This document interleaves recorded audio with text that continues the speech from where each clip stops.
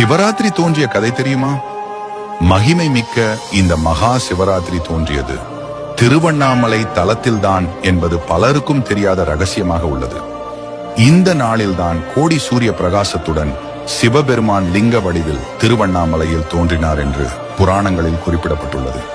இதன் பின்னணியில் ஒரு புராண நிகழ்வு சொல்லப்படுகிறது.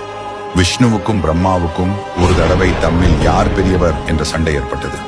அவர்களது சண்டையை தீர்த்து வைக்குமாறு தேவர்கள் அனைவரும் சிவபெருமானிடம் முறையிட்டனர்.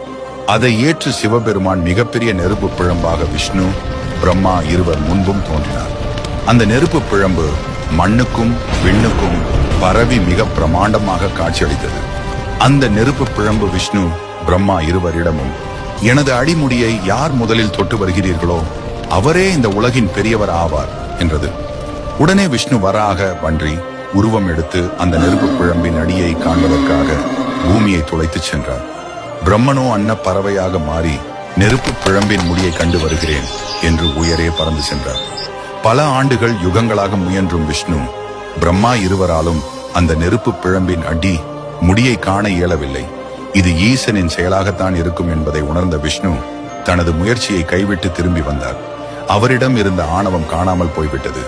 ஆனால் பிரம்மாவிடம் இருந்த அகந்தை மட்டும் நீங்கவில்லை. உயர பறக்க முடியாமல் சோர்வடைந்து திரும்பிக் கொண்டிருந்த பிரம்மா ஒரு தாழம்பூவை பார்த்தார். அந்த தாழம்பூ ஈசனின் முடியிலிருந்து விழுந்து பல 100 யுகங்களாக கீழே வந்து கொண்டிருப்பதை அறிந்தார். நெருப்பு பிழம்பின் முடியை தான் கண்டதாக பொய் சொல்ல வேண்டும் என்று அந்த தாழம்பூவிடம் பிரம்மா கேட்டுக்கொண்டார்.